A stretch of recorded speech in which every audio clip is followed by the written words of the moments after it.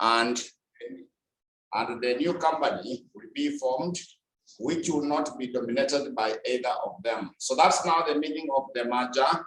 It is simply a combination of two or more companies.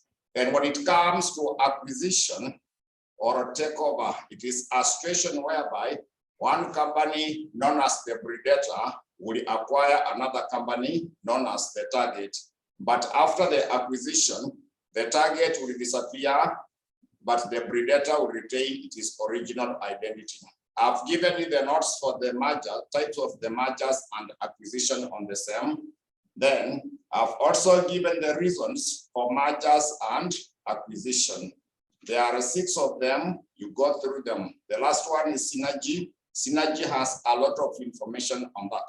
Then I've also given you the defensive mechanisms or tactics of a target in case of the hostile takeover.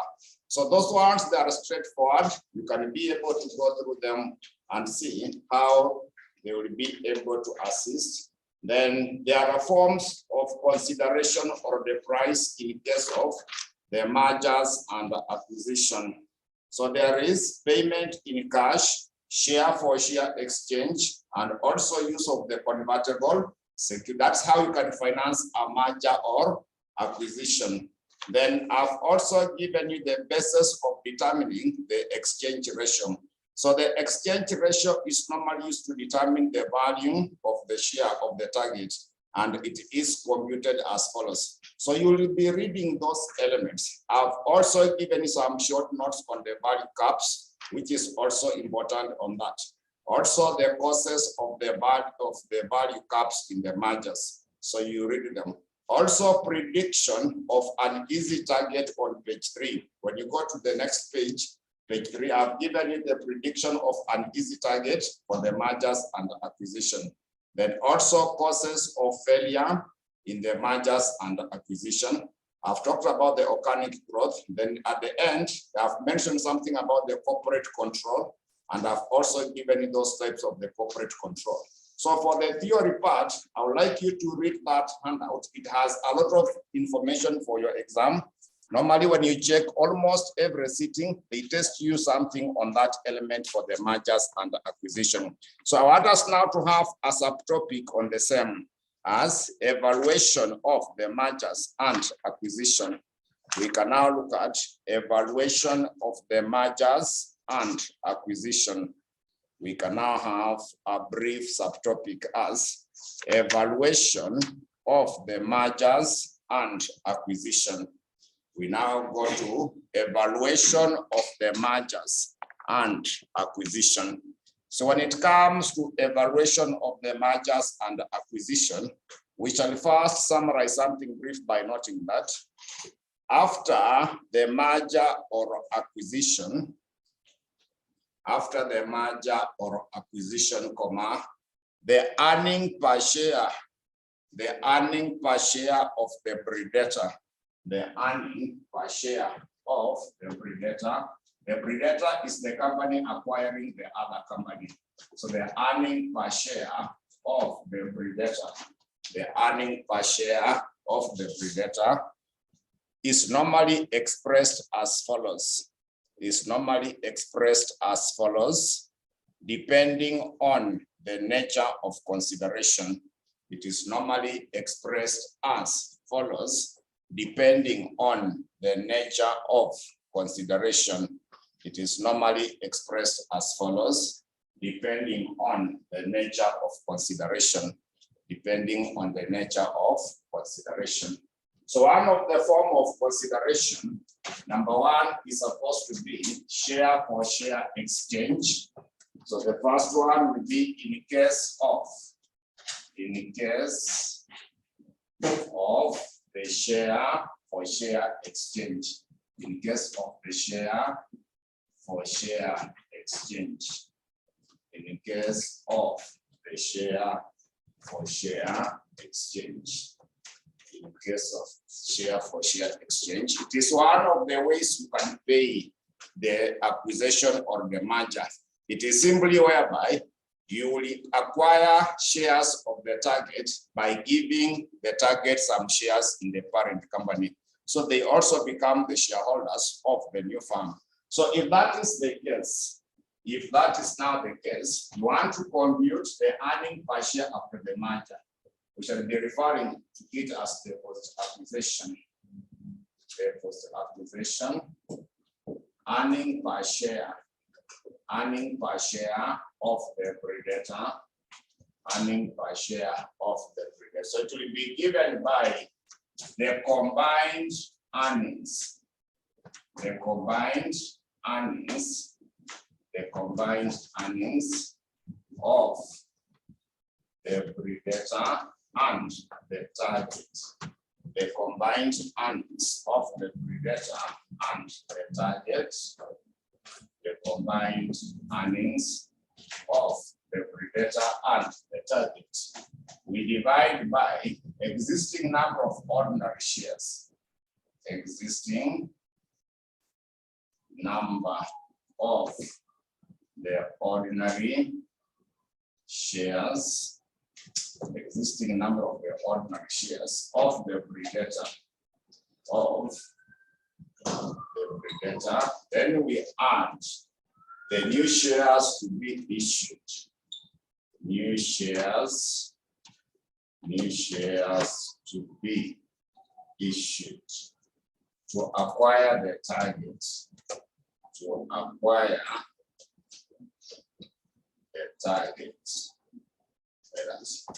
So when you want to compute that earning per share of the predator after the merger, you simply get the combined earnings of the predator and the target. We divide by existing number of the ordinary shares of the predator. Then we shall be required to add new shares to be issued to acquire the target. We add the new shares to be issued in order to acquire the target. So that is now number one, in the case of the share for share exchange. We also have number two. We shall also be having number two.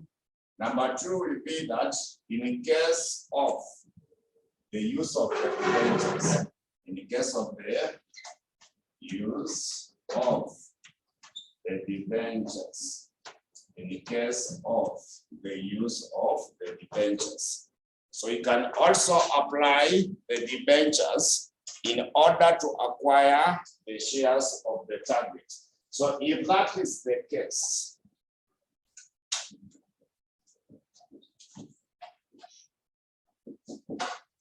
earning per share of the predator, earning per share of the predator, it will simply be given by the combined earnings, the combined earnings of the predator, and the target. Then we subtract the debenture interest. We minus the debenture interest. Then you will be required to add. The interest tax benefit. Interest tax benefit. Interest tax benefit. Then we divide by existing number of the ordinary shares. Existing number of ordinary shares of the predator. Existing number of the ordinary shares of the predator. So when we are using the debentures, we simply get the combined earnings of the predator and the target. We minus debenture interest, then we add the interest tax benefit.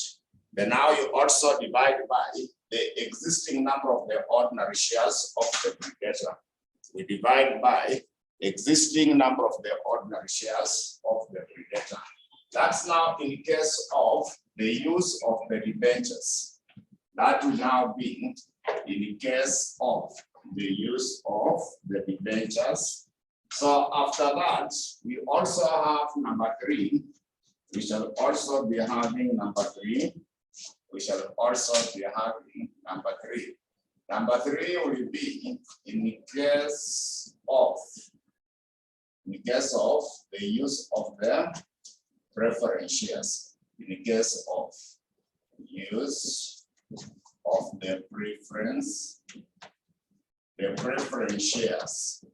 So we can also finance the acquisition by the use of the preference shares. So if you use the preference shares, if you apply the preference shares,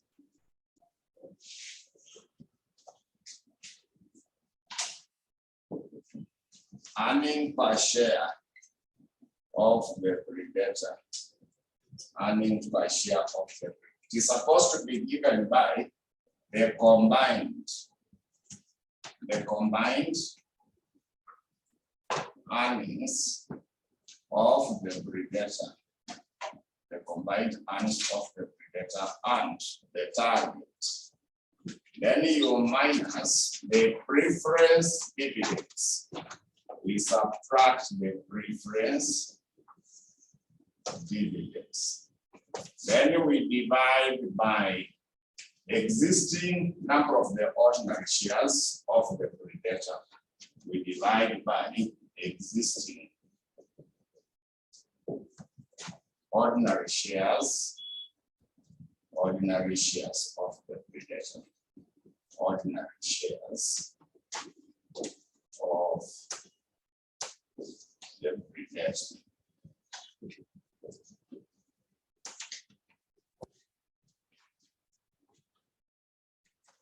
So we shall also be able to simplify it in that manner. We shall also be able to simplify it into that manner.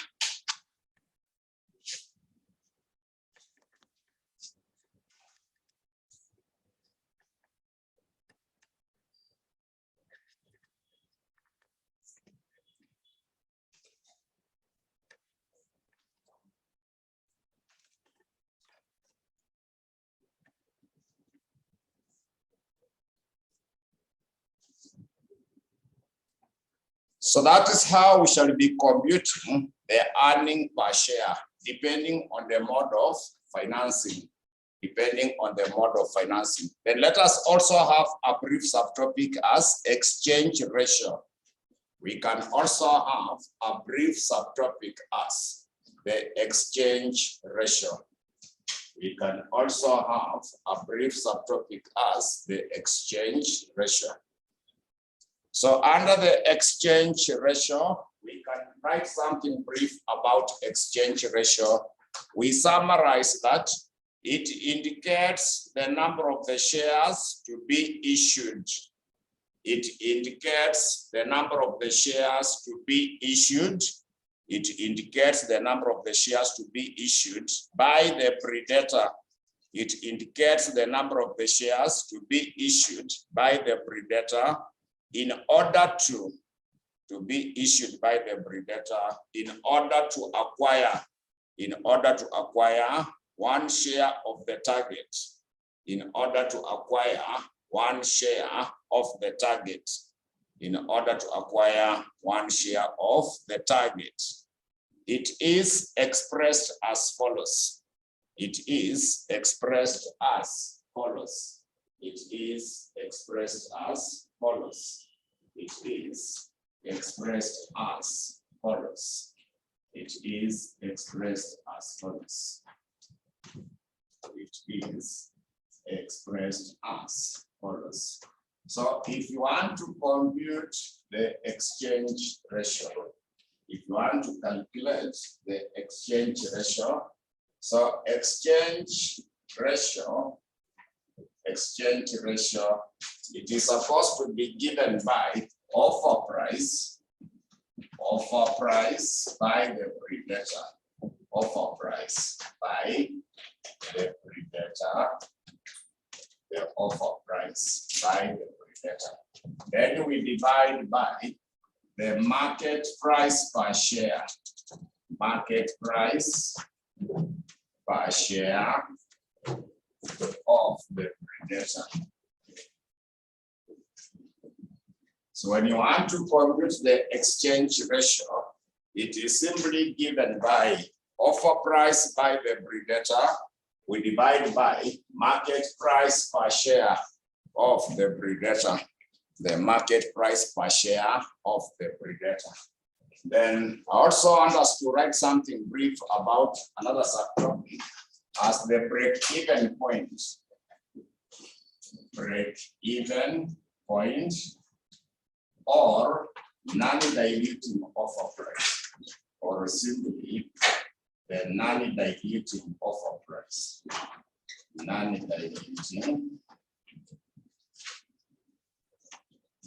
offer price. So let us also write something brief about the break-even point, or simply non-diluting offer price. The break-even point, or simply non-diluting offer price. We write something brief on the break-even point, or simply non-diluting offer price. So under that, we shall simplify that. This is the offer price. It is the offer price where earning per share. It is the offer price where the earning per share, after the merger, where the earning per share after the merger would remain the same as. It would remain the same as the earning per share before the merger would remain the same as the earning per share before the merger. The earning per share before the merger for both companies. The earning per share before the merger for both companies. For both companies. It will remain the same as the earning per share before the merger for both companies. Then we continue on the same by noting that it will be expressed as follows.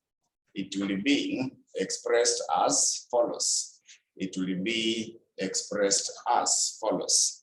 So when you want to compute the non-diluting or break-even point offer price. So non-diluting offer price, non-diluting offer price, the non-diluting offer price, it will simply be given by the price earning ratio, the price earning ratio, the price earning ratio of the predator,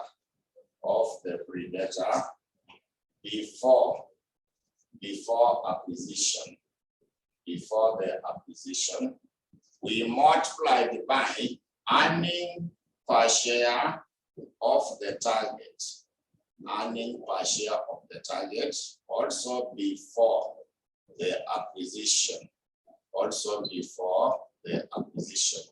So non-diluting offer price, it is supposed to be given by price earning ratio of the predator before acquisition. We multiplied by earning per share of the target, also before the acquisition, also before the acquisition, also before the acquisition, in that manner. So we shall now be able to check those details at that portion.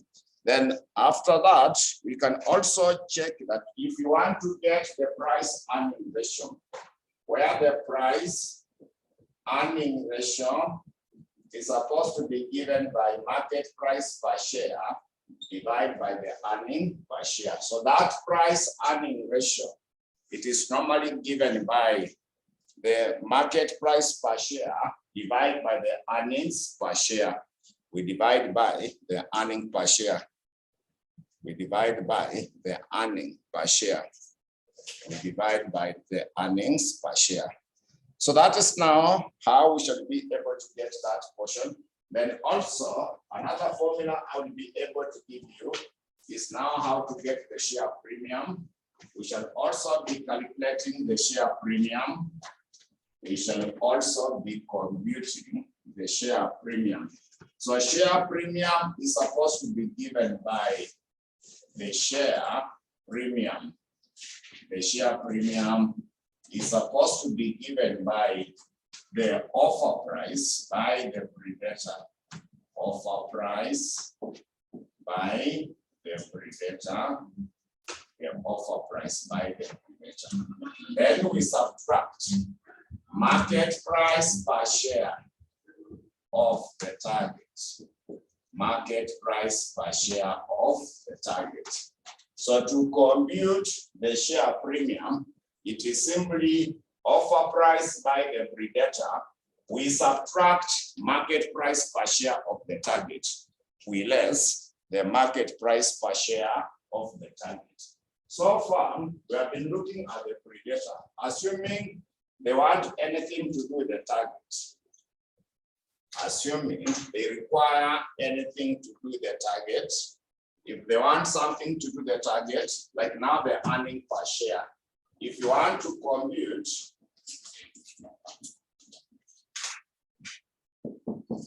earning per share of the target, earning per share of the target, we simply come up with the exchange ratio. We simply take the exchange ratio. We simply get the exchange ratio multiplied by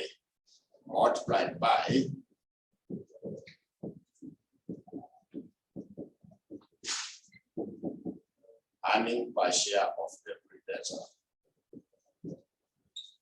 So anything for the target, you simply take the exchange ratio multiplied by the one of the predator. Anything for the target, we simply take the exchange ratio, we multiply by the one for the predator. So that is a summary of the notes that we shall be using under the mergers and acquisition. So I want us now to go through your past papers. We get some questions on the mergers and acquisition. So the first question should be November 2019, question number 5, part B. We get November 2019. We check question number 5. November 2019, question number 5, part B. We check November 2019, question number 5, part B.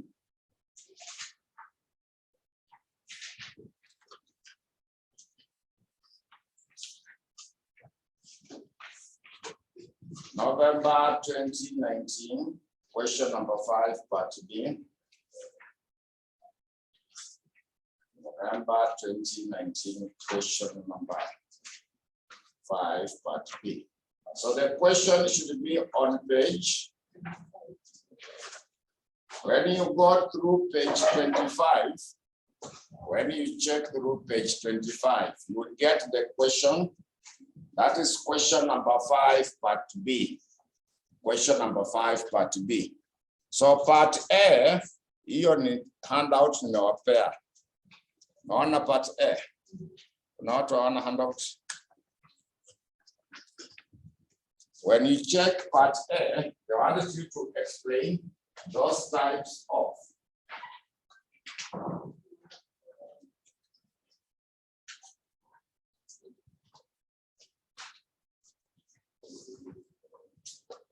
when you check the part A, they want you to explain the types of the mergers. So when you go through the handout, you will see those types of the mergers. So my concern is part B. My concern would be part B, whereby they were saying that A Limited and B Limited are companies operating in the same line of business.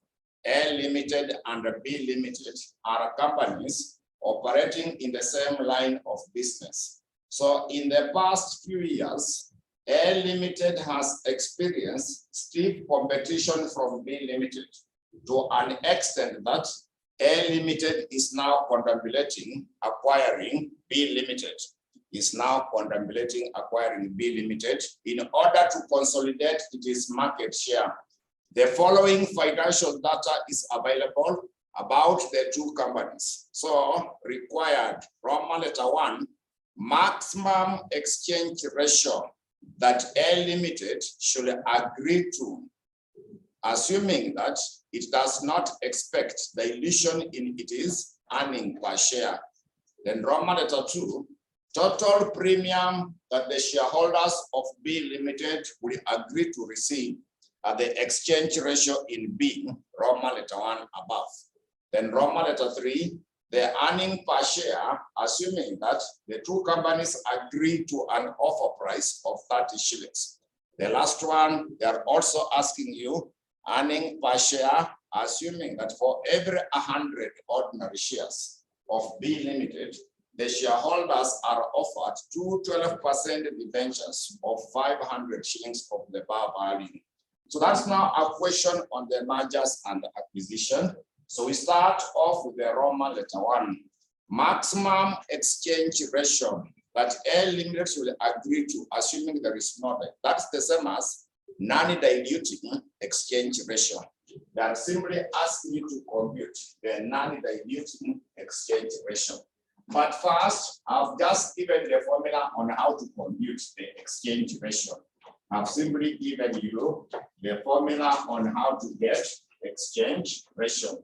So exchange ratio is supposed to be given by exchange ratio. It is supposed to be given by the offer price.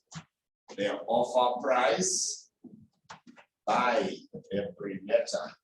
It is simply the offer price by the predator. Then you divide by market price per share of the predator. The market price per share of the predator. When you want to compute the exchange ratio, you simply take offer price by the predator, you divide by the market price per share of the predator.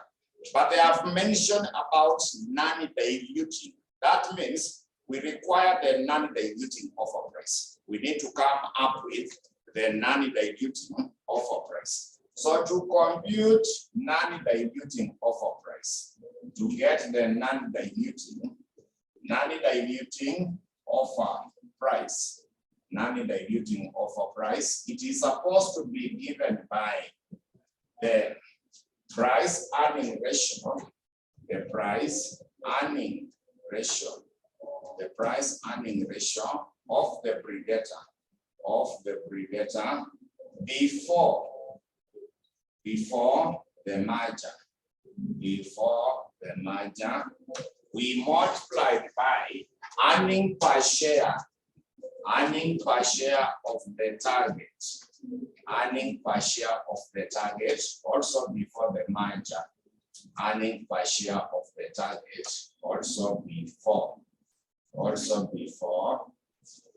the merger. So when you want to compute non-diluting offer price, it is simply the price earning ratio of the predator before the merger multiplied by earning per share of the target also before the merger.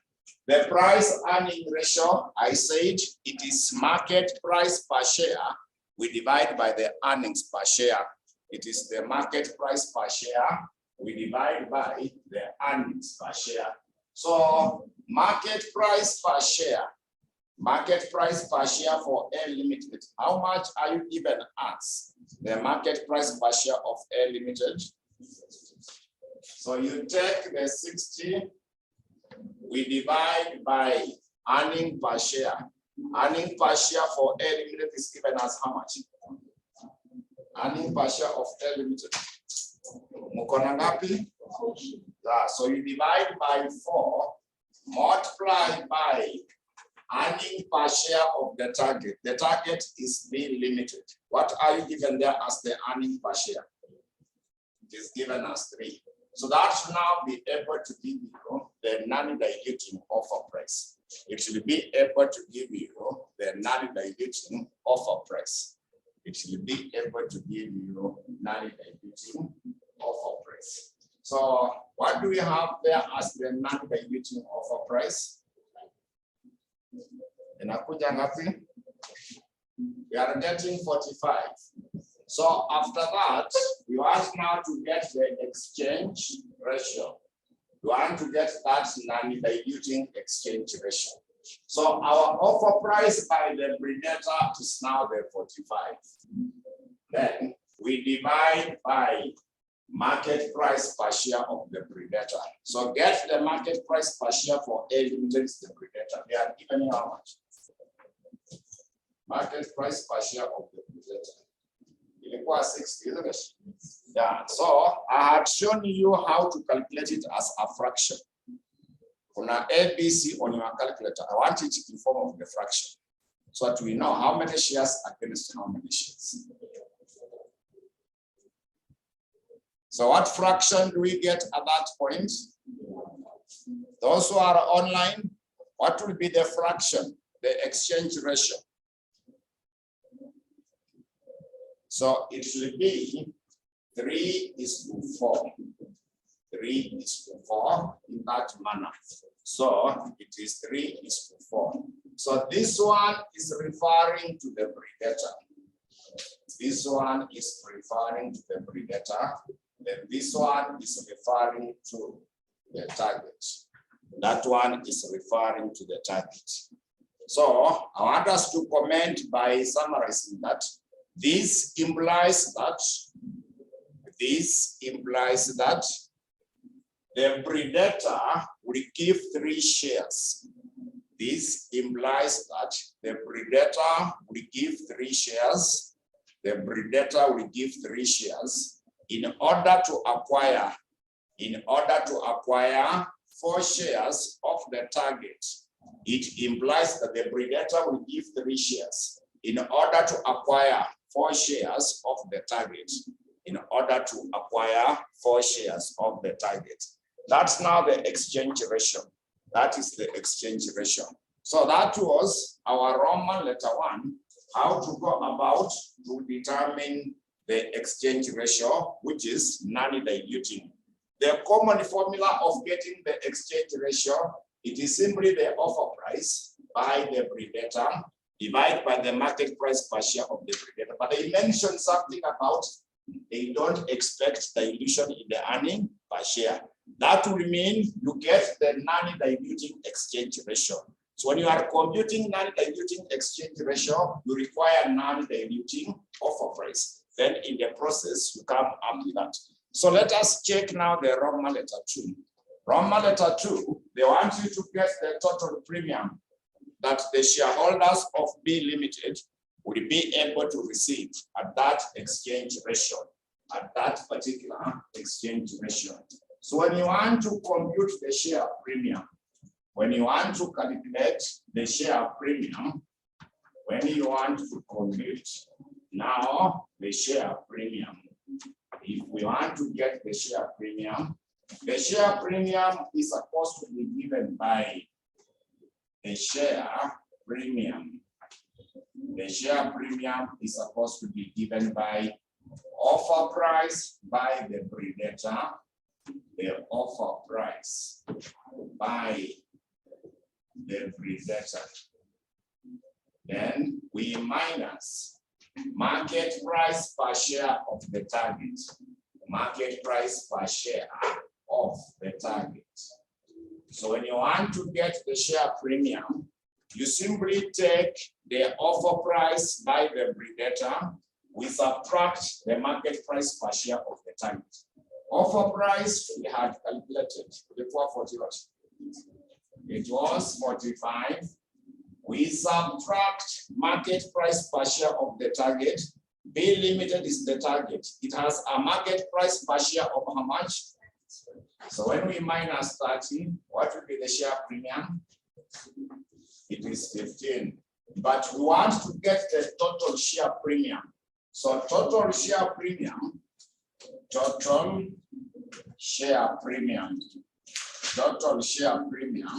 you now simply take the 15 multiplied by the number of the shares of the target at the exchange ratio. So remember the number of the shares of the target at the exchange ratio, the 4 shares. We say that the predator was offering 3 in order to acquire the 4 shares. So take that share premium per share multiplied by the number of the shares of the target at the exchange ratio. at the exchange ratio. That now will be able to give you the total premium at the exchange ratio. So that is now our Roman letter 2. We go to the Roman letter 3. We check the Roman letter 3. Roman letter 3, they wanted you to get the earning per share of the predator, assuming that the two companies would agree to an offer price of how much? 30 shillings. That is now the share for share exchange. That will be share for share exchange. So if it is share for share exchange, how do you get the earning per share of the predator?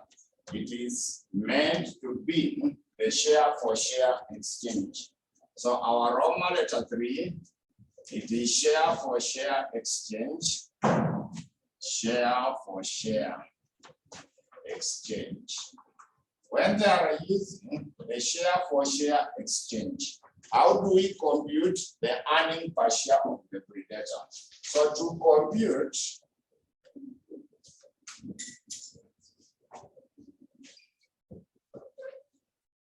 earning per share of the predator,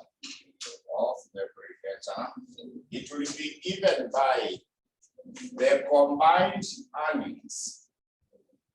The combined earnings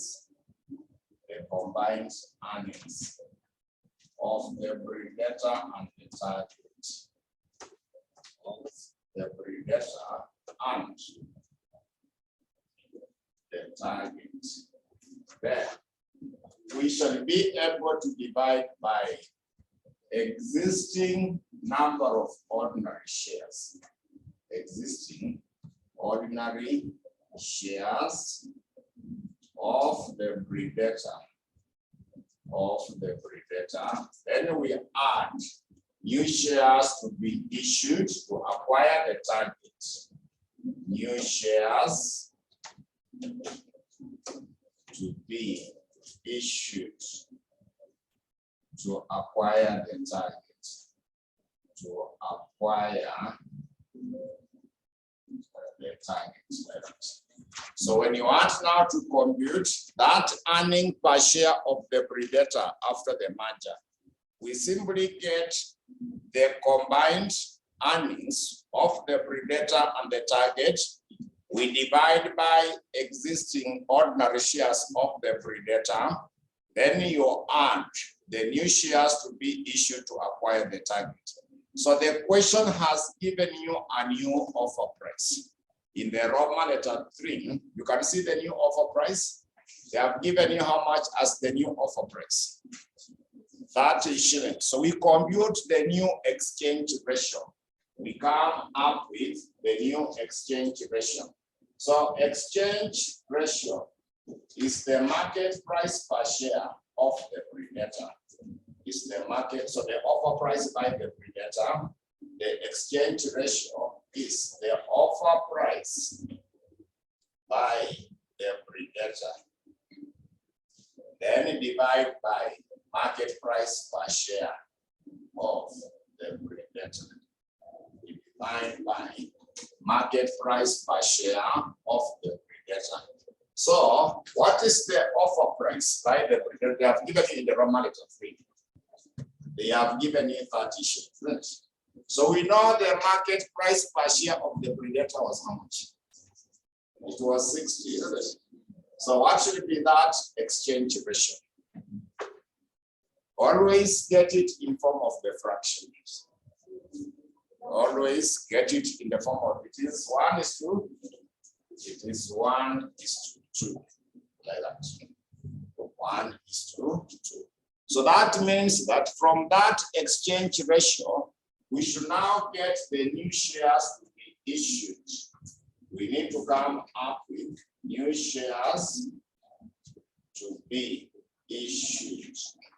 You want now to get the new shares to be issued. So new shares to be issued, we use that exchange ratio. Remember, the predator is giving 1 share. The predator is giving 1 share in order to acquire 2 shares of the target.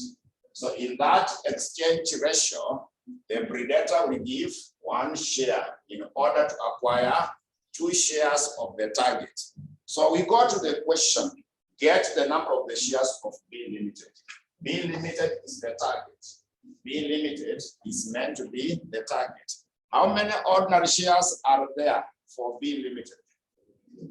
You can see the 3 million shares. So we have 3 million shares.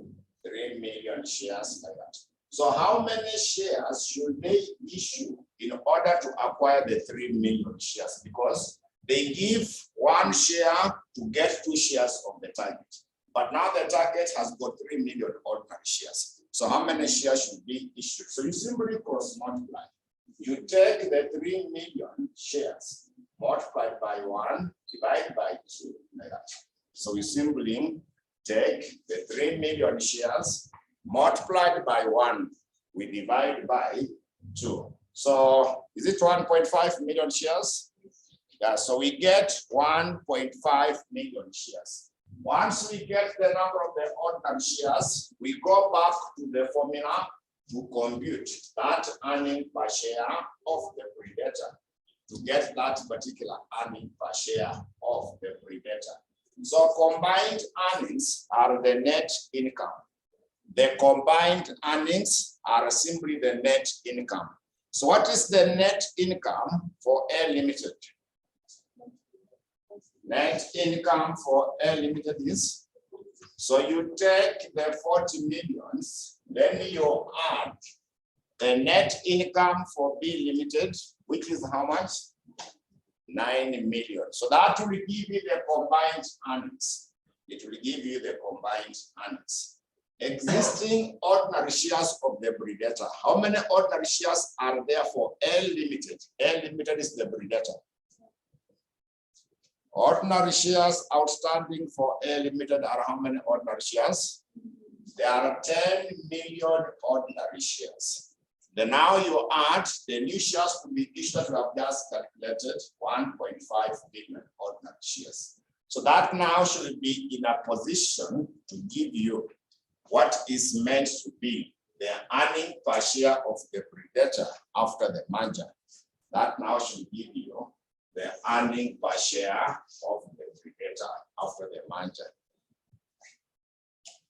So it should be able to give us which figure? Nakuja ngapi hiyo? Sorry?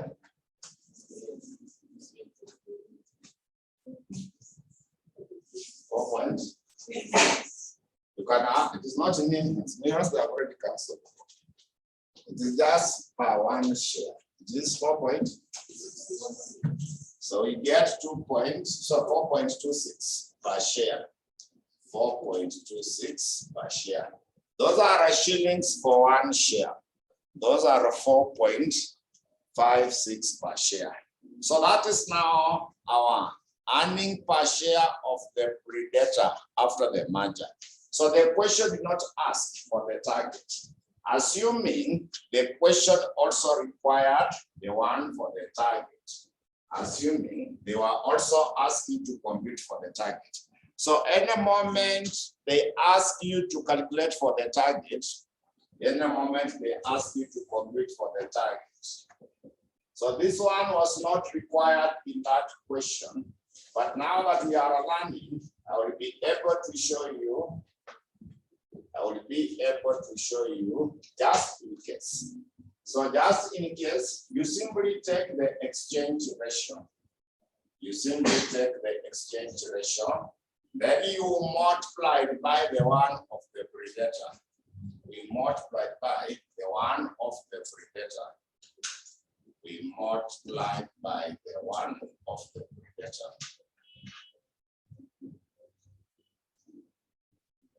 Of the predator.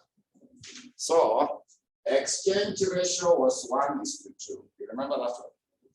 Yeah, so you just take 1/2. Now you multiply by 4.26. We multiply by 4.26. Just in case, the question did not ask, but just in case they require you to compute.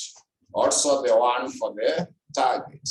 For us to get the one for the target, we simply take the exchange ratio we multiplied by the one for the predator.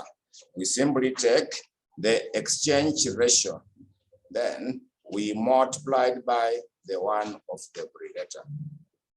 So itakuja ngapi hiyo?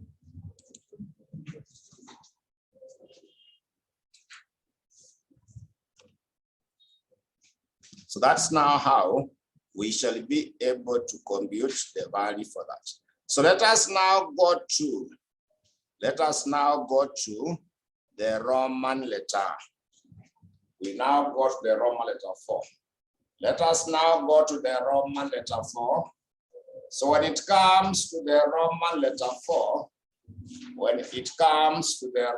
letter 4, Roman letter 4, they were saying that a limited earning per share, assuming that for every how many shares? For every 100 ordinary shares, they exchange with 12% what? Debentures, 12% debentures. So that Roman letter 4 is the use of the debenture. Use of the debenture. So when we use the debentures, how shall we be able to compute? When we use the debentures, how shall we be able to compute the earning per share of the predator? Let us now check when it is the use of the debentures. Let us now check if at all it is the use of the debentures. So Roman letter 4 is now about use of the debenture. The Roman letter 4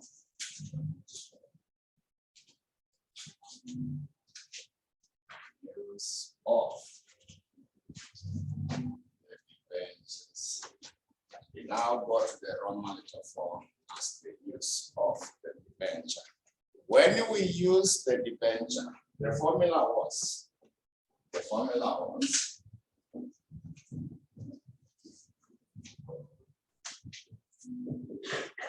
earning per share of the predator. You simply get the combined earnings. We come up with the combined earnings. We subtract the debenture interest. We subtract the debenture interest. Then we add interest tax benefit. We add interest tax benefit.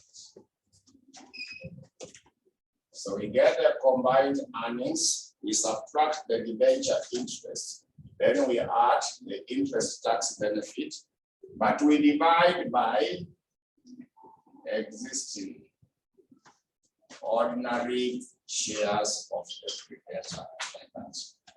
Existing ordinary shares of the predator. We get the existing ordinary shares of the predator. So we start by looking for the debentures to be issued. We want to get the number of the debentures to be issued. So number of the debentures. Number of debentures to be issued. Debentures to be issued. We first of all look for the debentures to be issued. So to get the debentures to be issued, they are saying that in that Roman letter 4, in the Roman letter 4, they will say for every 100 ordinary shares of B Limited, they will be able to offer 12% what? Debentures. So two debentures are equivalent to 100 ordinary shares. Two debentures are equivalent to 100 ordinary shares. But we know the target. The target is B limited. It had how many ordinary shares?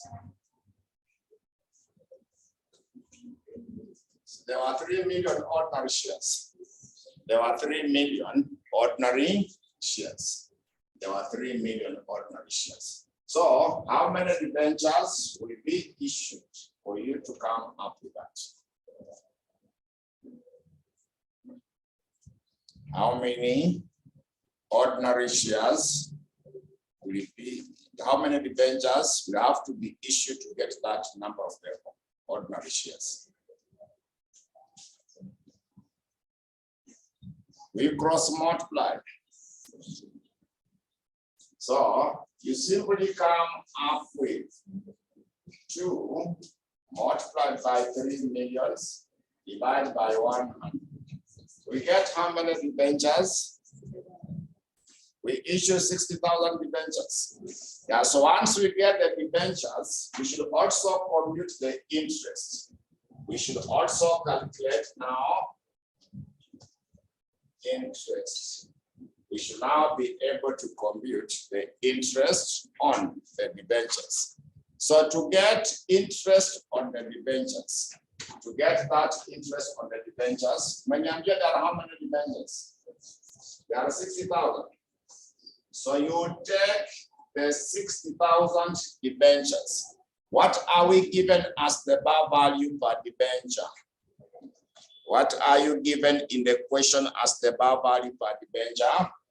So multiplied by 500, but the debenture interest was also given. The interest rate on the debenture, they said they issue how many 2%? How many debentures?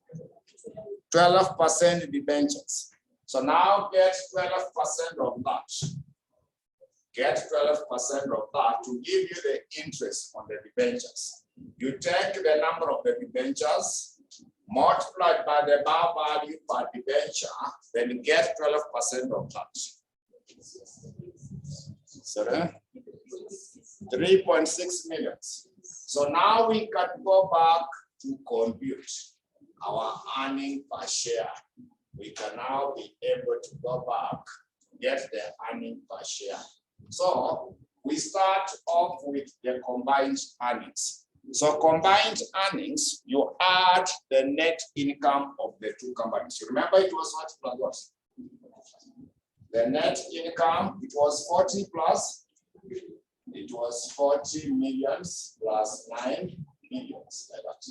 Now we minus the debenture interest. Many are here 3.6 millions. Then to get the interest tax benefit, take that interest of 3.6 million multiplied by the corporate tax. When you want to get the interest tax benefit, you simply take the 3.6 millions multiplied by the corporate tax. Corporate tax was given as what percent? 30%, 0.3. Then divide by existing number of the ordinary shares. Those existing ordinary shares of the predator, they were how many? Were they 10 millions? Yeah, so the existing number of the ordinary shares for the predator, they were 10 millions. So now from there, get the earning per share of the predator.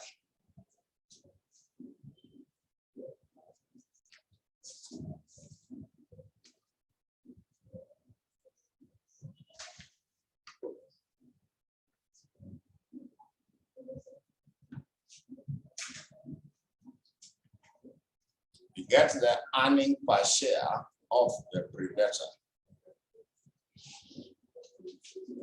Sorry, 4.648.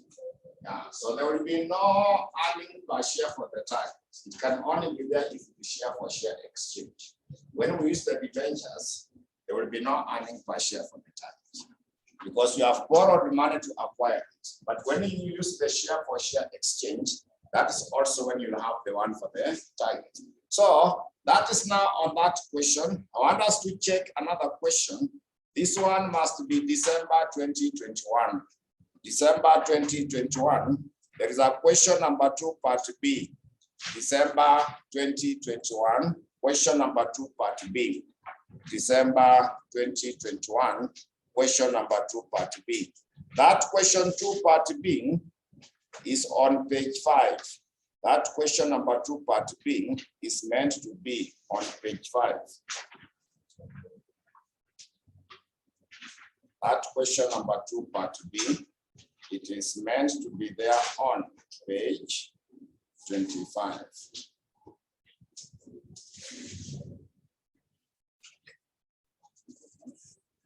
It is meant to be there on page 25. So before you check that question number 2, part B, also go to question 4, part A for the theory part. You can see question 4, part A on the same page. Question 4, part A, they were asking you to discuss 4 defensive tactics available to the target company facing the hostile takeover by the predator. Facing the hostile takeover by the predator. When you go to that page 1, your page 1 of the handout, nimewapea defensive mechanisms or tactics. Nimewapea the defensive mechanisms or tactics of a target in the case of what? The hostile takeover. There are how many of them?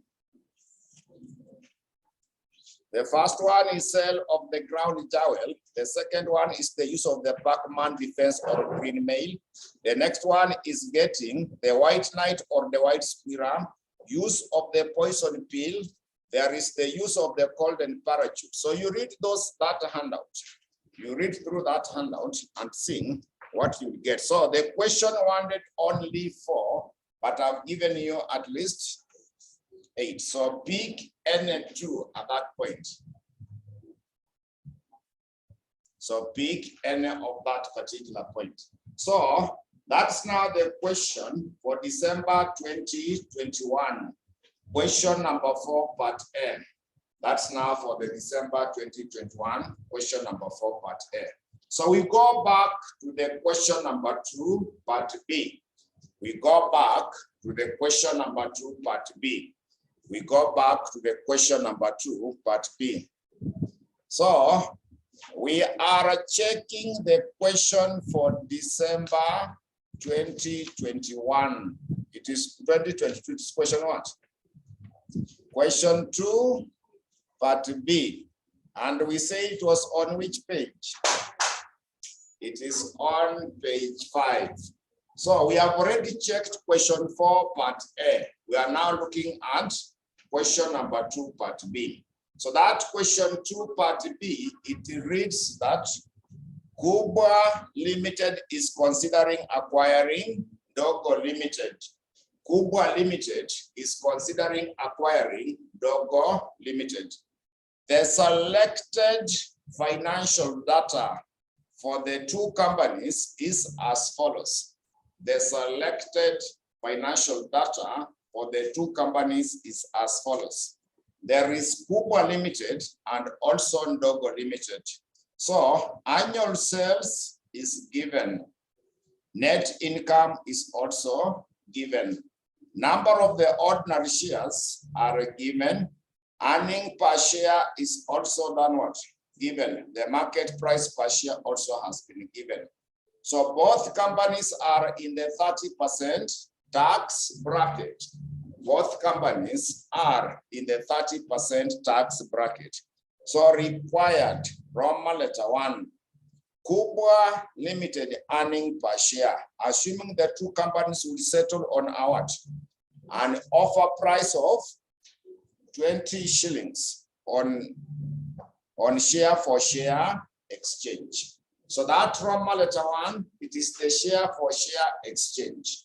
Now we go to the Roman letter 2. Roman letter 2, they are saying that Kubwa Limited earning per share, assuming that Dogo Limited shareholders will accept 10% debenture.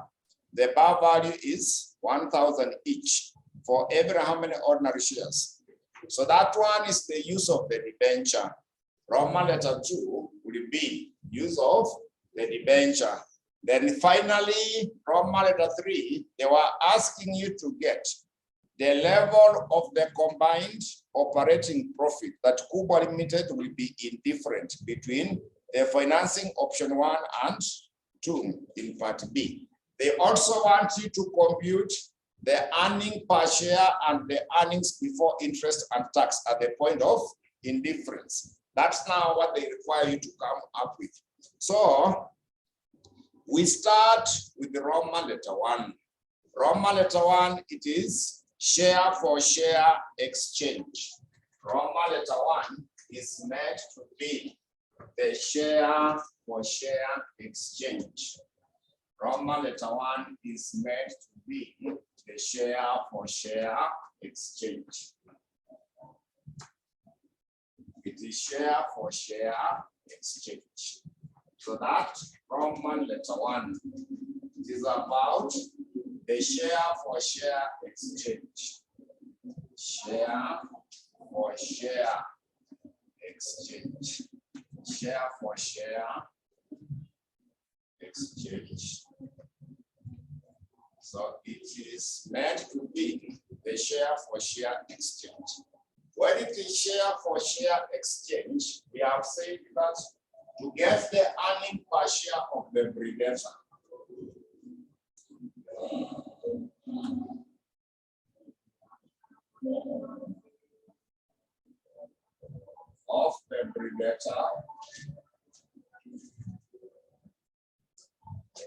it is simply the combined earnings.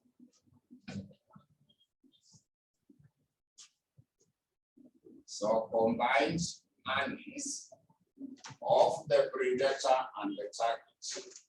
Combined earnings of the predator and the target.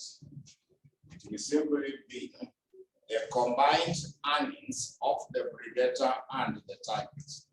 We divide by existing ordinary shares of the predator. Existing ordinary shares of the predator.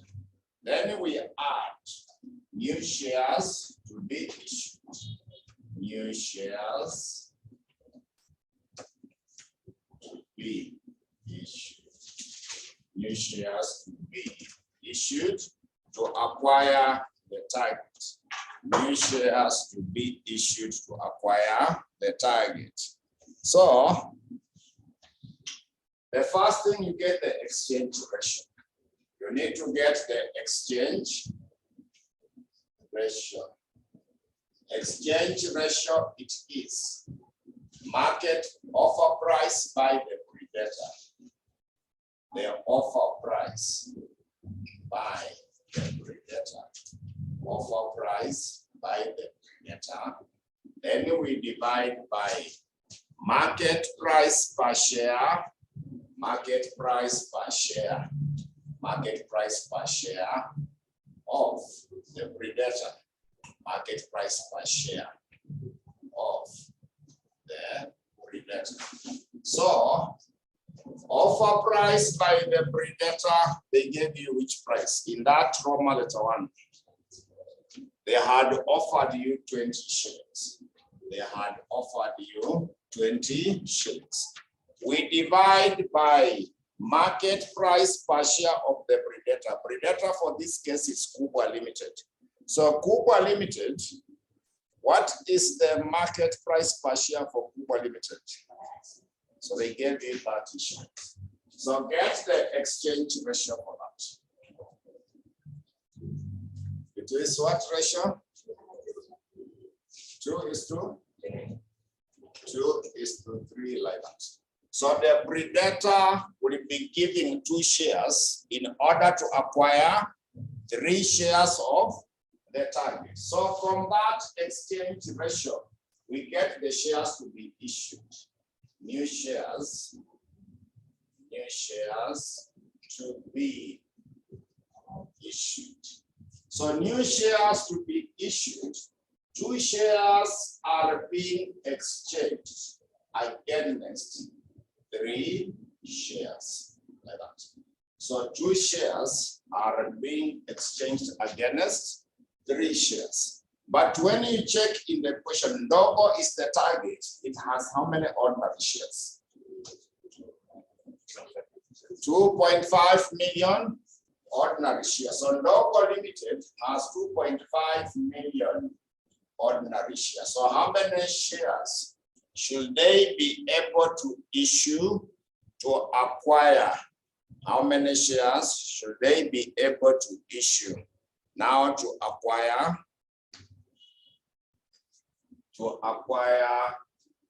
that particular target? When you cross multiply 2.5 multiplied by 2 divided by 3, you get how many shares online?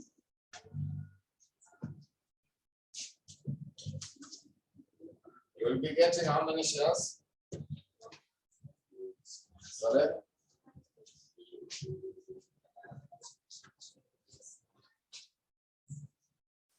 These shares where do you want to take away more than 1,000 shares? That's a very big number of the shares. When you wish to connect it, that is more than even most of our salaries. You would like to give away your monthly salary. So you round off the last figure. Those are millions. They are in millions. So when they are in millions, you rather round off after 0.7, after 0.6. Those shares are in millions. So we can now compute our earning per share of the predator. We can now compute the earning per share of the predator. Those are the small mistakes we make in the exam. They cost you because the answer will not be the same. The answer will be different. So combined earnings of the predator and the target. So the net income, are you able to see the net income? There is 40 millions. Then we add how many millions for the Ndogo Limited? There are 5 millions, like that. Then we divide by the existing number of the ordinary shares of Cuba are how many? 10 millions. Then you add 1.667 million. So that we get the earning per share for that portion. So that we get the earning per share for that level.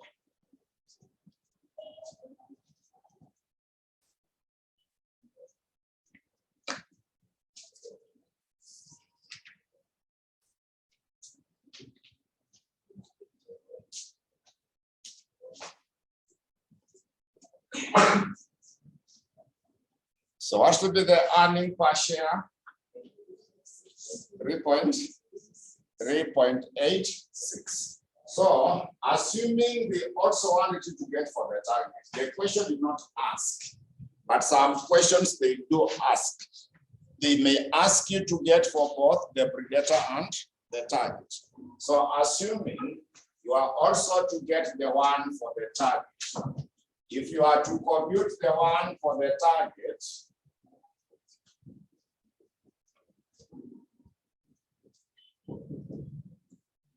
earning per share of the target, you simply take that exchange ratio. You simply take the exchange ratio multiplied by the one for the predator.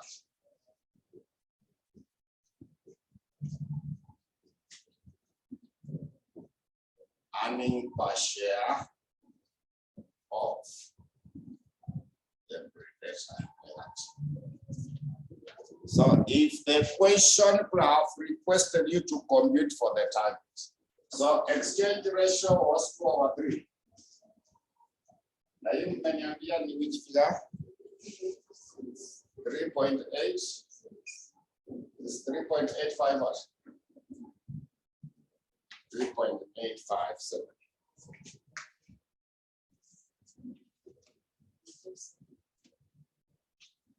So it will put an entry for the target.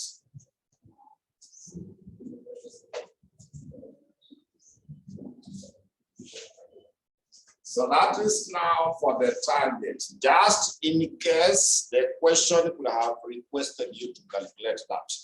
So we now go to Roman letter 2. We go to the Roman letter 2.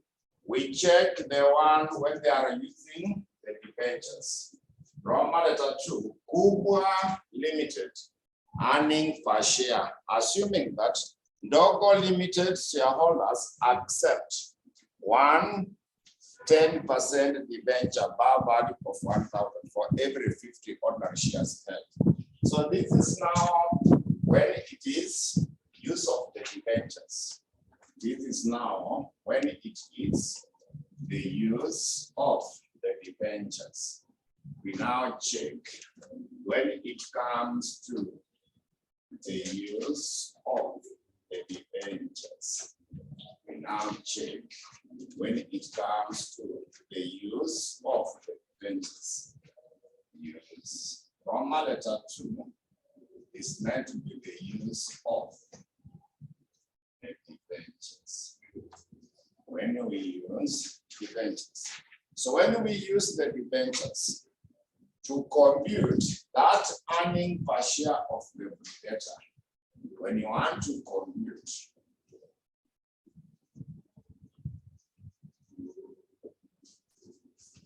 earning per share of, it is simply the combined earnings.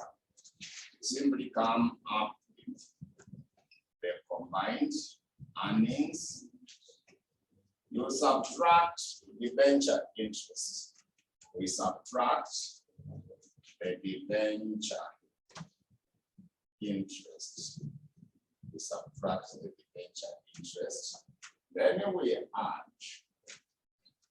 add interest tax benefit. Interest tax benefit. Interest tax benefit. Then we divide by existing number of the ordinary shares. Existing number of the ordinary shares. Existing number of the ordinary shares. Existing number of the ordinary shares. So we need to get the number of debentures to be issued. We need to compute the number of the debentures to be issued. Number of debentures to be issued. So we need to come up with number of the debentures to be issued. So when you go to the question, they had specified that. They had said that one debenture, you see that part? 10% debenture, the bar value is 1,000. For every how many ordinary shares? 50. So one debenture is equivalent to 50 ordinary shares. One debenture is equivalent to 50 ordinary shares. So the target is meant to be Ndogo. Ndogo has got how many ordinary shares? Ilikuwa 2.1. So 2.5 million ordinary shares. So how many debentures would have to be issued? How many number of debentures would have to be issued in order to acquire the target? Number of the debentures to be issued in order to acquire the target. Sorry? 5,000. It is 50,000. Yeah, so once we get now the number of the debentures, we compute the debenture interest. We now compute the debenture interest. So to get the debenture interest, for us to get the debenture, take the 50,000 debentures multiplied by the bar value per debenture. 1,000. Then what are we given as the debenture interest rate? 10%. So that will give you debenture interest. Take the number of the debentures multiplied by the bar value, then 10% that. Inakuja how much millions? So you get the 5 million. So once you have done that, we now come back to get the earning per share. So combined earnings, you simply add the net income of the two companies. The combined earnings, we just add the net. So it is 40 plus. The combined earnings. The net income for Kuba is 40 million. The net income for Silongo is 5 million. So you add those combined earnings. Then you subtract the debenture interest. It is 5 million. Then we add debenture interest tax benefits. So it is 5 million. They say that in what percent of the tax brackets? 30% is 0.3. Then we divide by existing ordinary shares of Uber. There were how many? So divide by 10 million. Your examiner anapenda your topic. I don't know whether you like or you don't like. Lazima kukue na mergers ama acquisition. And it is as simple as the way we are doing it. Aina any other way out. Those small formulas I've given you and the way we are approaching it, all those questions will look the same. All those questions will be able to look the same. For the last 7 sittings, consistently every sitting, they have tested a question on the mergers. And it must be 20 marks plus the theory combined. For the last 7 sittings consistently, tumekuwa na swali ya mergers. So as you prepare to get some few minutes to read that handout, because the theory must be there. The theory must be there on the mergers and acquisition. So it is giving us which year? 4.15. So we go to Roman letter 3.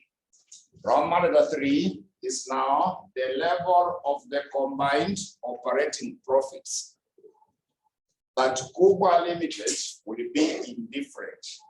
Financing option 1 and option 2. So they want you to get the earnings before interest and tax at the point of indifference. So we know that from what we did under the capital structure theories, so under the capital structure theories,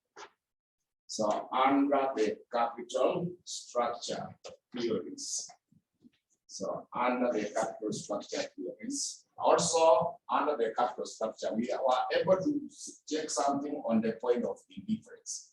At the point of indifference,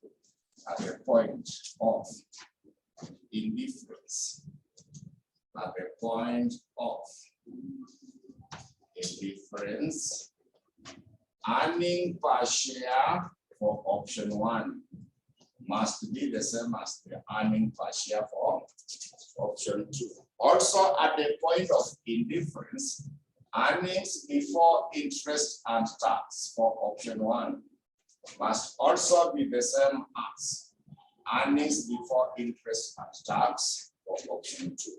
That's what they mean by the point of indifference. That is what they mean by the point of indifference. So we start off with option 1. Option 1 is what was our Roman letter 1. We start off with option 1.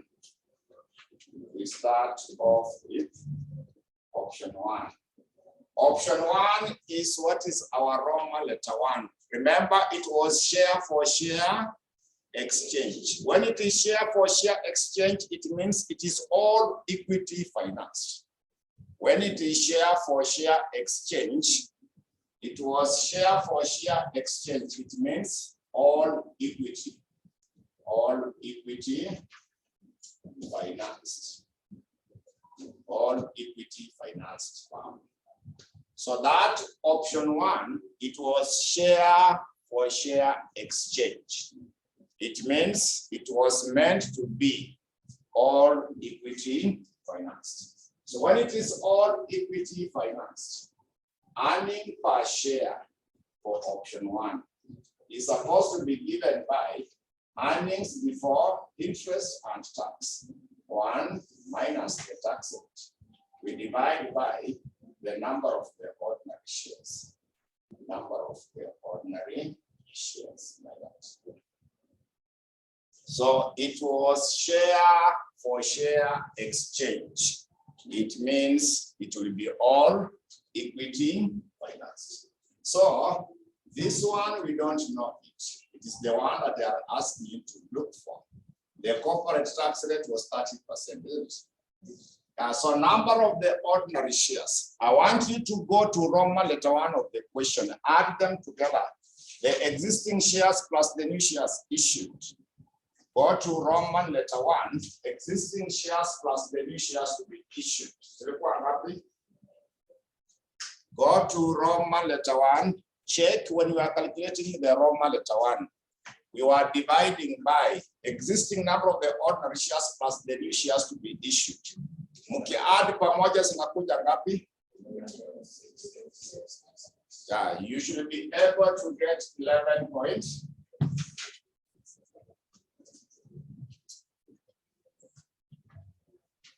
So this will now be the same as 0.7 earnings before interest and tax. You divide by the 11.66. So that's now for option 1. That is the formula we shall be using for option 1. So we now check option 2. That's now the formula we shall be using for option 1. Remember, 1 minus 0.3 is where I'm getting 0.7.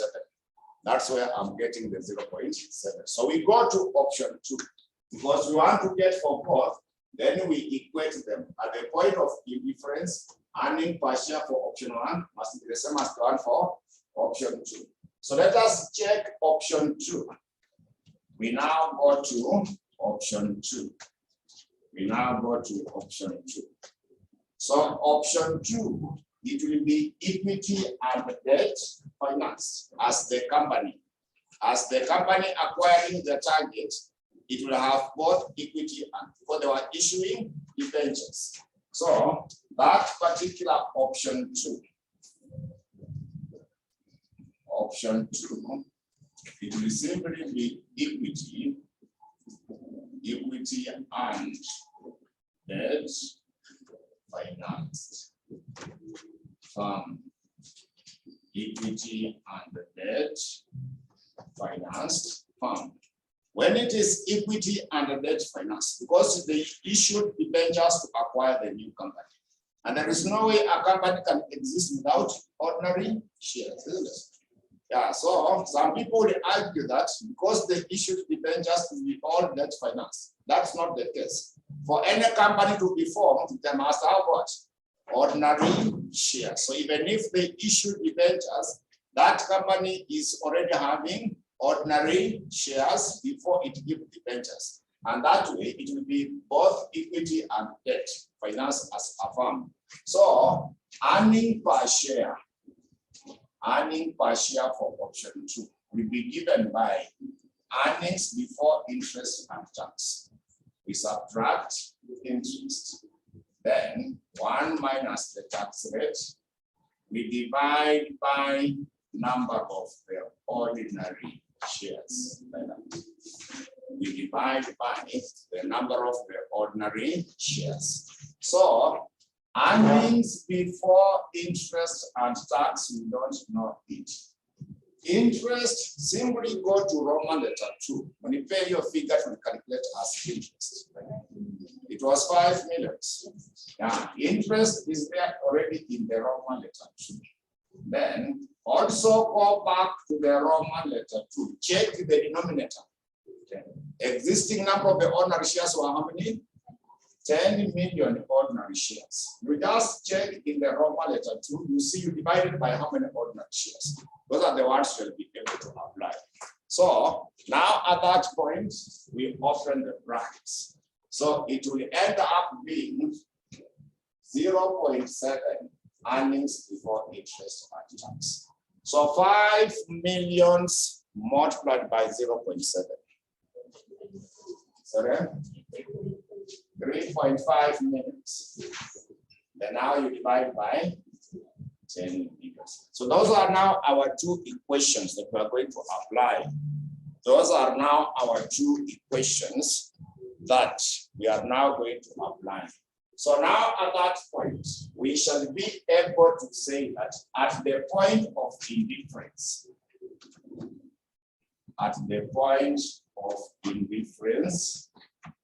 we shall be able to say that at the point of indifference, earning per share for option 1 must be the same as earning per share for option 2.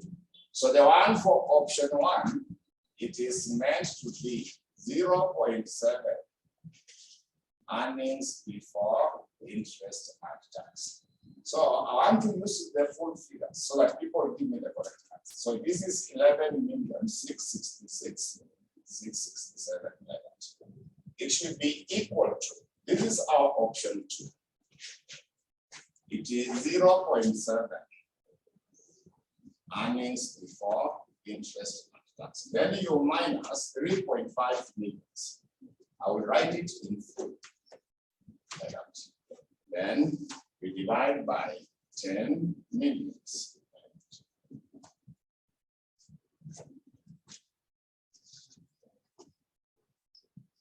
So cross multiply so that you get earnings before interest and tax. You make it to be the subject.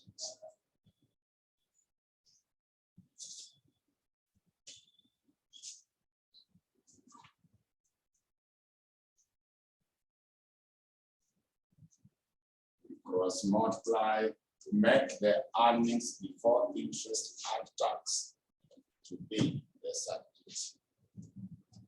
So when you cross multiply, it will be the same as 0.7 earnings before interest and tax multiplied by the 10 millions, which will be equal to 11.666 in the brackets of 0.7 earnings before interest and tax minus the 3.5.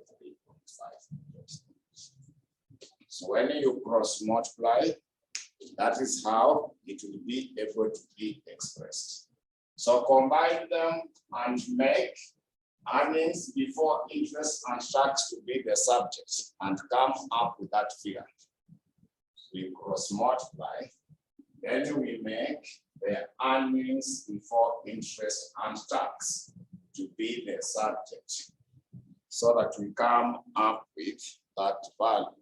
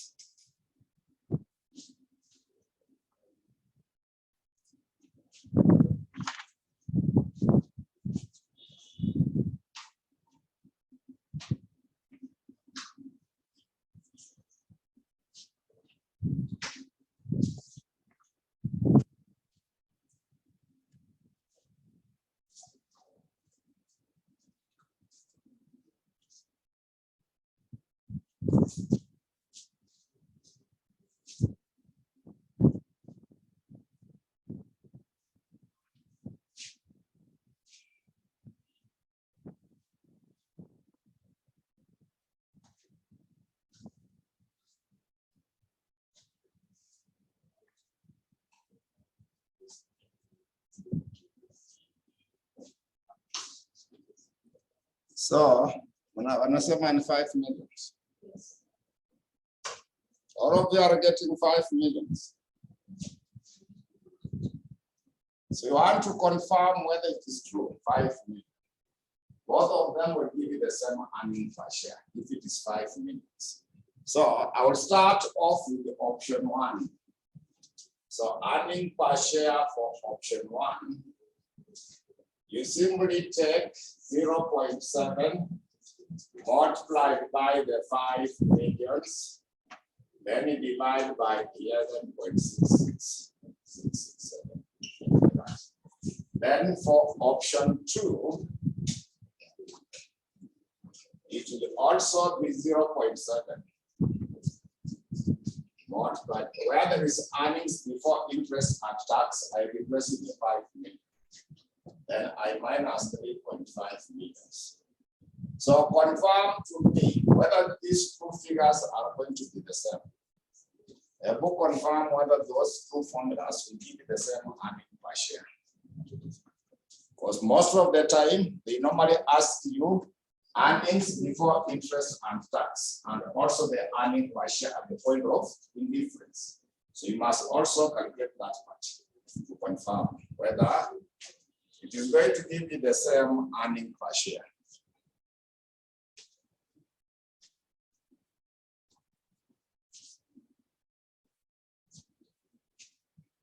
So are we getting the same earning per share?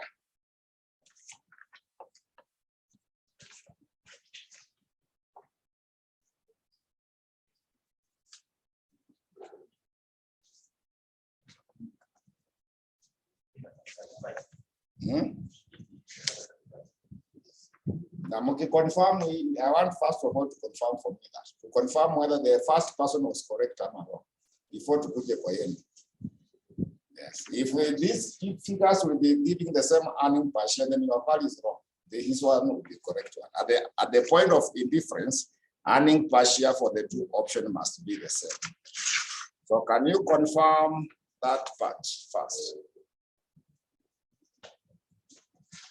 Now, because they also ask the same earning per share and earnings before interest and tax at the point of indifference.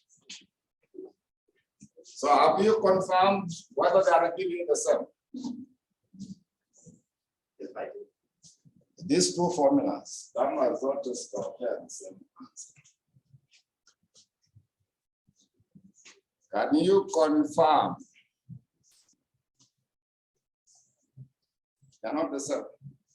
If they are not the same, then you give me another figure for the earnings before interest and tax.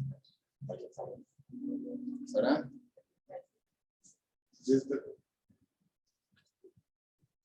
3.5 million. I'm not 35 million.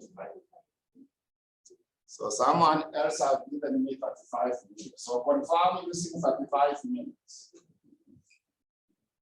So confirm using 35 minutes. It will only if the two agree to give you the same answer. The figure we shall be using is now the point of difference.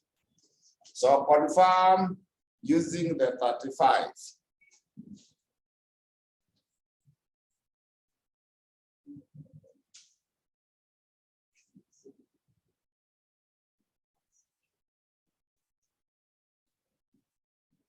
Confirm using 35 millions to check whether it will give you the same.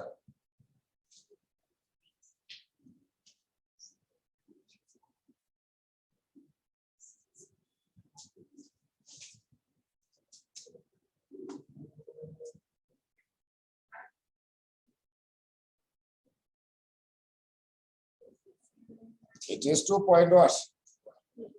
Both of them. Yeah, so that is now your point of indifference. If the two are the same, it means the answer was 35 million. Earnings before interest and tax at the point of interest, at the point of it will be 35 millions. So that is now on that question. That is now meant to be on that particular question.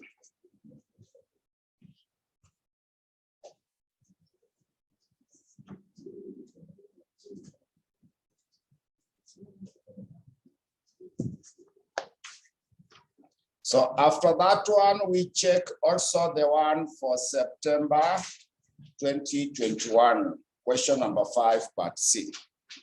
We also check the one for September 2021, question number 5, part C. We also check the one for September 2021, question number 5, part C. September 2021, question number 5, part C. Let us also check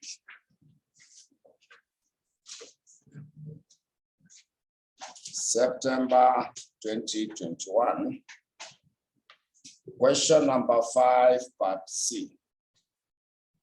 September 2021, there is a question number 5, part C. It is on page 13. Go to page 13. There is a question for September 2021, question number 5, part C. Are you able to find the question?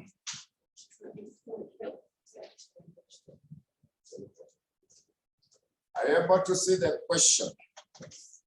Yeah, so let us go through the question. We can go through the question and see what we can get from there. So the one for Duncan. Duncan, the director of Water Limited, met Aminwa Limited, the director of Tower Limited, during the conference in Kisumu City. So they had some discussion about their two companies. After flying back to Nairobi, Duncan had to propose to the board of directors the acquisition of Tower Limited. So they gave you the details. As a result of this takeover, we diversify our operations and the earning per share will rise by what percent? But bringing greater benefits to our shareholders. Bringing greater benefits to our shareholders. So when you go to the next page, they say that no bid has yet been made, and Water Limited currently owns what percent?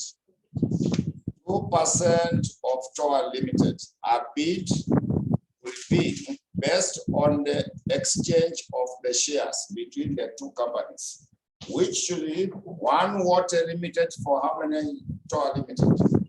So they have already given you exchange ratio. They have already given us the exchange ratio where they gave you 1 of water for every 6 shares of Tower Limited. So they gave you financial data. You are given the financial data for that part. You are given the financial data of the two firms, Water Limited and Tower. So turnover, profit before the tax, then profit attributable to the ordinary shareholders. So profit attributable to the ordinary shareholders is your net income or the net profit. The profit attributable to the ordinary shareholders, that is what will be your net income or earnings after the tax. They also gave you dividends. Then you are given issued ordinary share capital in millions, and they are in shillings. Issued ordinary share capital in shillings, which are in millions. But you have been using the number of the ordinary shares. You get that point? So to get the number of the ordinary shares, they gave you the bar value per share. No, chini the bar value per share. So to get the number of the ordinary shares, we shall take the ordinary share capital in millions in shillings. We divide by the bar value per share in order to come up with the number of the ordinary share. Then also the question has not given you the earning per share. Also to get the earning per share, you will now take that earnings attributable, which is the same as the net income, divided by the number of the ordinary shares to get the earning per share. That was not given.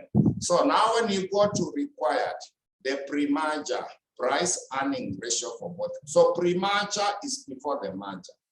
Pre is before the merger. So they want you to get the price earning ratio for both companies. Price earning ratio from the previous question we did earlier. Price earning ratio, it is simply market price per share divided by earning per share. Then Roman letter 2, the post-merger earning per share. Roman letter 3, explain whether you agree with Duncan when they have said that the takeover will do it, will bring greater benefit. So we shall calculate the price per share after the merger. Then finally, the Roman letter 4 was the acquisition price. So that Roman letter 4 should come before the Roman letter 3 so that we get to understand whether there is any benefit or not. So let us start with the Roman letter 1. But before you do that Roman letter 1, get the number of the ordinary shares that were not given. Also get the earning per share that was not given. In the previous 2 questions you have done, number of the ordinary shares were given, but this one, they have not given you the number of the ordinary shares. So we compute the number of the ordinary shares first. We get the number of the ordinary shares. We get the number of the ordinary shares first. So to get the number of the ordinary shares, we start with the one for water limited. We start off with the one for water limited. So water limited, you can see the ordinary share capital issued in millions. They were how much? Ordinary share capital issued in shillings in millions. No, not 20 millions. So that is the ordinary share capital. We divide by the bar value per share under what? Bar value per share, it is 0.05. That should be able to give you the number of the ordinary shares for water limited. The number of the ordinary shares for water limited. We also compute the one for TOA limited. We now also calculate the one for TOA limited. When it comes to TOA limited, they gave us 15 millions. We also divide by the bar value. Bar value is which figure? 0.01 like that. 0.1 like that. So that should give you number of the ordinary shares. That was meant to give you the number of the ordinary shares. Then apart from computing the number of the ordinary shares, you are also required to get the earning per share. You are also required to get the earning per share. So earnings per share, it is supposed to be given by earnings available. Earnings available. Earnings available divided by number of the ordinary shares. Number of the ordinary shares. So earnings available is the same as your earnings after tax. Earnings available is the same as your earnings after the tax. So earnings after the tax is the same as the profit attributable to the ordinary shareholders. Earnings after tax is the same as the profits attributable to the ordinary shareholders. So we start off with the water limited. We start off with the water limited. So are you able to see profit attributable to the ordinary shareholders for water limited? They gave you which figure? 7.8 million. Then how many ordinary shares have you calculated up there for water limited? There are 40 million. So divide by the 40 million, that will give you the earning per share for water. We do the same for Toa Limited. We do the same for Toa Limited. For Toa Limited, what are we given? Sorry? 6.5 million. How many ordinary shares were we able to get? 150 million. Yeah, so that was the workings that you needed, so that we now go to the Roman letter 1 of the question. So that we now go to the Roman letter 1 of the question. Let us now check in the Roman letter 1.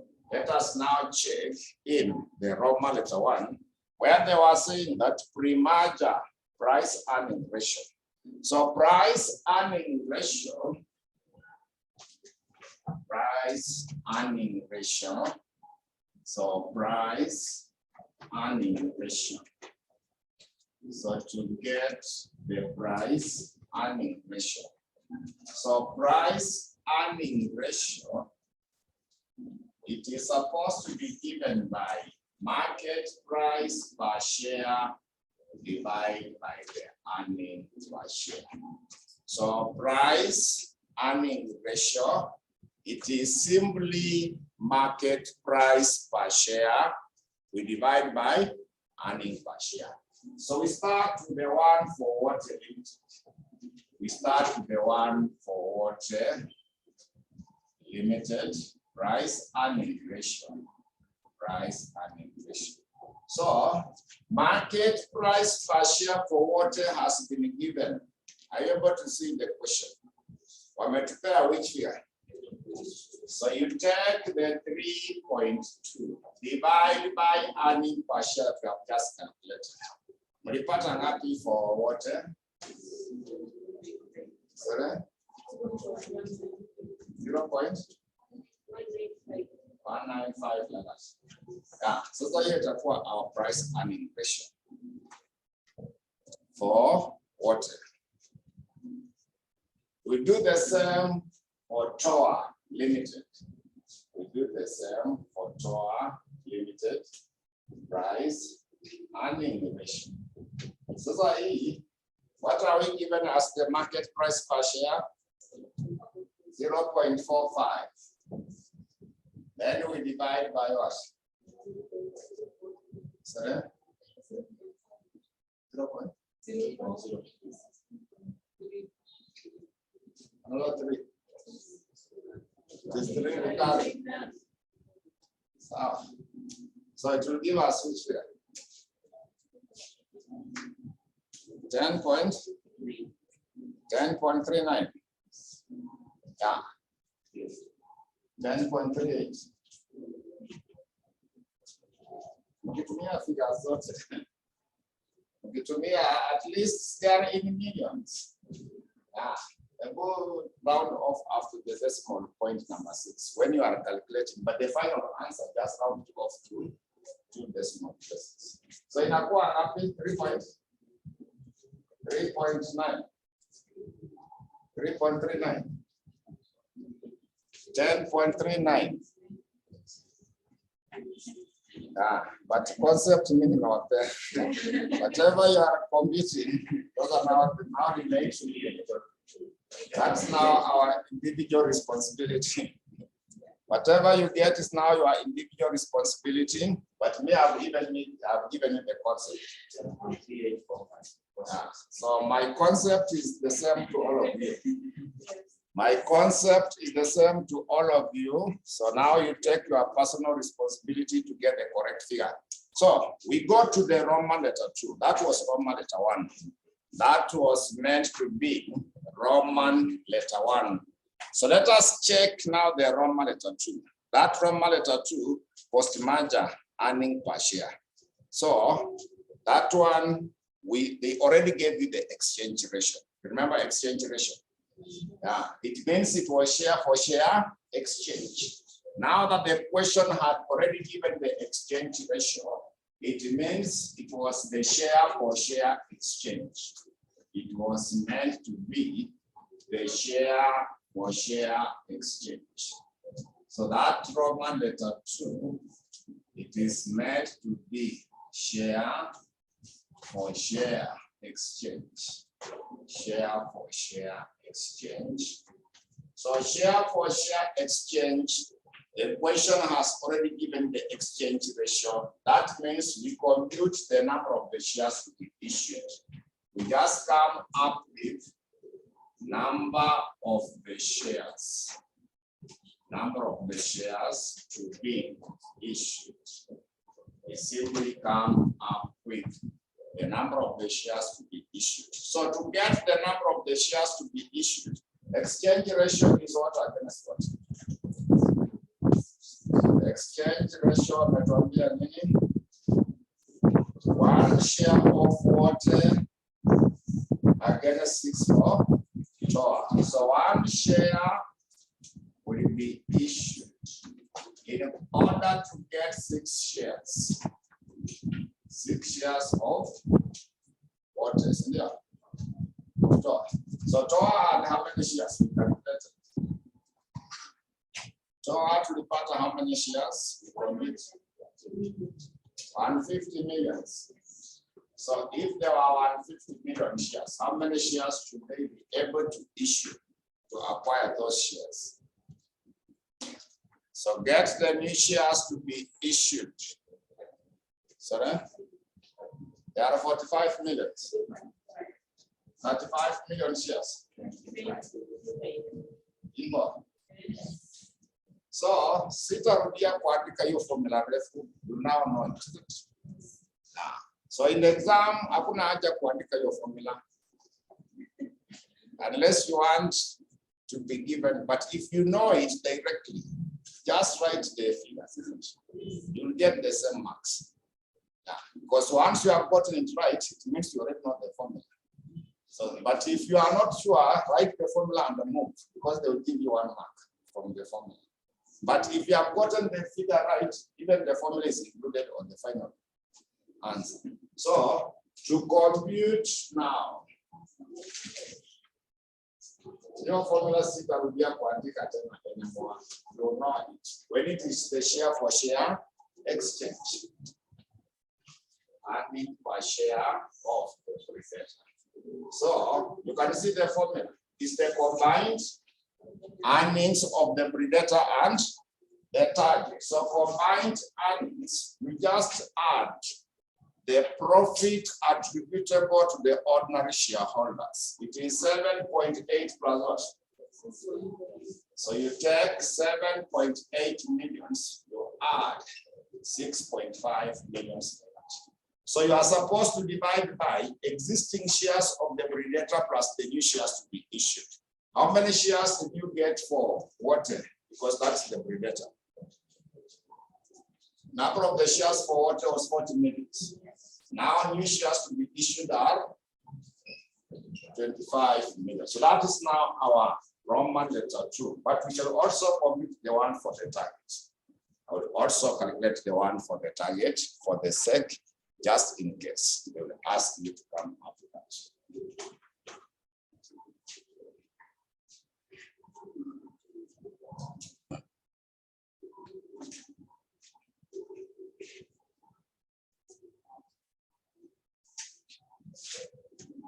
Inakuja 0.22. So assuming the equation also required for the target, if they want it also for the target,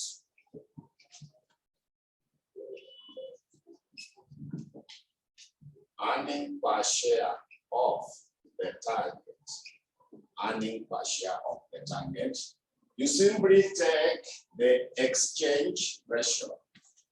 You simply take the exchange ratio multiplied by the one for the predator.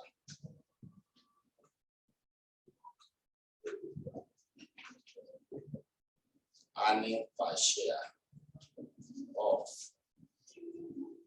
the predator. So exchange ratio is 1/6. You many appear 0.22.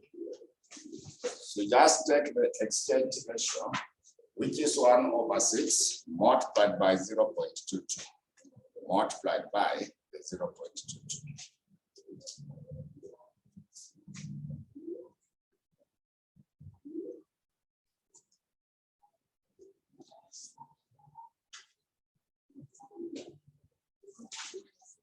So inakuja which figure? 0.037. So finally, we go to the Roman. So that Roman letter 3 must come after the Roman letter 4. Let us first get the Roman letter 4, the post-acquisition price per share of Water Limited, assuming the bid is what? Successful. So let us get the market price per share. That Roman letter 4, they want you to get the price per share.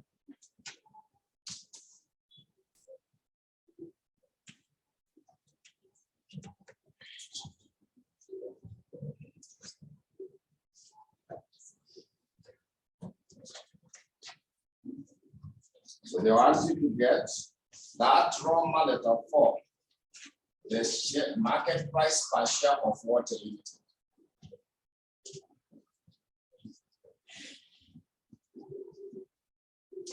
Market price per share of Water Limited. So to get the price per share, we use the concept of the price earning ratio. We use the concept of the price earning ratio. It is supposed to be given by market price per share divided by what? Earning per share. It is supposed to be given by market price per share, we divide by the earning per share. So I make market price per share to be the subject. If I make the market price per share to be the subject, it will be the same as the price earning ratio multiplied by what? Earning per share. So we come up with that format. So we are looking after the merger. We are looking at that market price per share of the predator.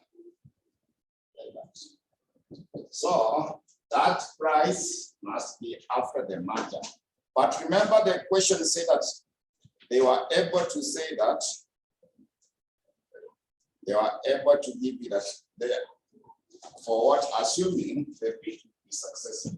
So this would be the price earning ratio. Then this one here, it will be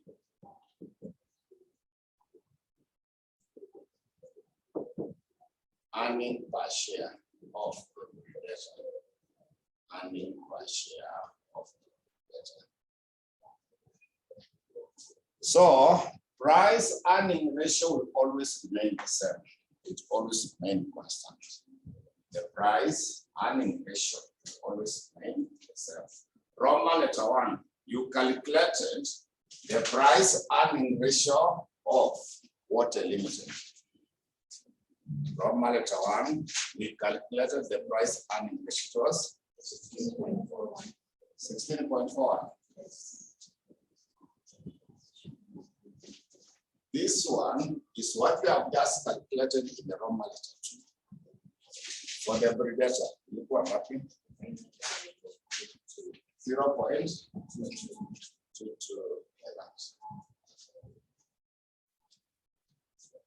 So price earning ratio, most of the time, it will always remain the same as, and it is a rule. It remains constant. So your price is 3.61. So assuming they also want the one for Water Limited, if they could have required you to commit the one for the Water Limited, if they ask me to commute the one for Water Limited,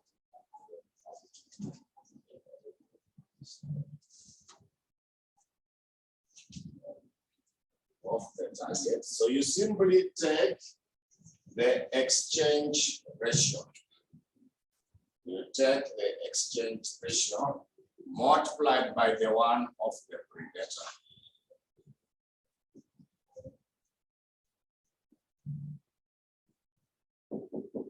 market price per share of the previous. So your exchange ratio was 1/6. Na hiyo umepata ngapi? Sorry?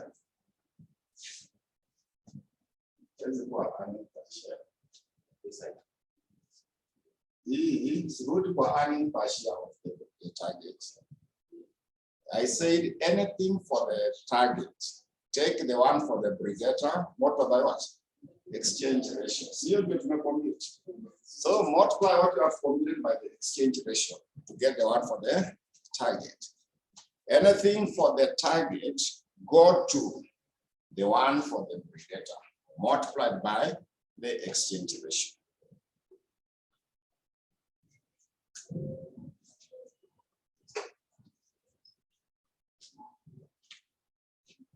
Hii figure umepata ngapi for the predator? Sorry? 3.61. Yeah. So that should be just in case the question would have requested you to get for the target. So always remember, anything for the target, take the one for the exchange for the predator, multiply by what? Exchange ratio. That is the rule because it has been acquired. So that bit was successful. If it was so, there were more benefits. There were more benefits. So you see the market price per share of the predator after the merger and before the merger. Which one is the higher? Your market price per share, 3.6. 3.61. Before it was how much? Before it is given 3.2. So there will be greater benefits because after the merger, the price will do what? Will increase. So we can now conclude on the Roman letter 2. We can now conclude on the Roman letter 2 that because Roman letter 2, they will explain whether you agree that there will be greater benefit after the takeover. So we say that we agree because the price per share after the merger, we agree because the price per share after the merger is higher than before the merger. The price per share after the merger is higher than before the merger. So that price has gone up. So they will definitely get greater benefits. So that is now the conclusion on that. That's now the conclusion on the question. But I will still ask you to read. Now you a small handout out there. The theory part, they must test a theory question. And all those questions, they always come from the handout I've given you. So when we meet in the next class, I will do 2 more questions on the mergers and the acquisition. Then we shall close that chapter. Now, when we finish that,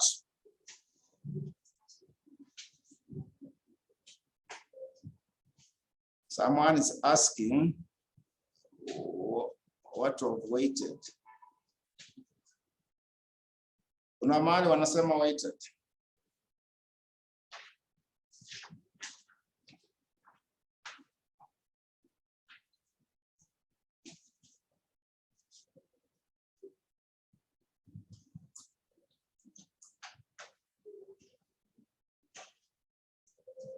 I have not understood your question. Weighted average in the matter. What I've been doing is the weighted average. No one is combined. When they are combined, it becomes the weighted. When they combine, that's when they will become weighted. Yeah, the class was to end at 1, but I can see people are 100% outside the class. There are only 0% in class. Yeah. Anyway, there are 2 questions. I can't finish them for the remaining time. Then I will be doing 0 work because of what I've done so far. I will be doing 0 work because of what I've done so far. So I need to do 2 more questions for you also to get more out of it. So for now, I will allow you, but when we meet in the next class, early mornings, it is just tomorrow. Wale wengine atakuwa on Wednesday. So from there, we shall conclude on that. Then tukimaliza hiyo tutafanya something on the restructuring and the reorganization. Then the remaining will be something very small for us to finish now the other week. So let us stop there for today. Let us stop there for now. Anza kwani hiyo class ngapi? Tulianza 10. Average time of our brain should be a maximum of 2 hours. Kipitisha 2 hours, tunamaliza 2 hours. Diminishing returns. So we can stop there for now.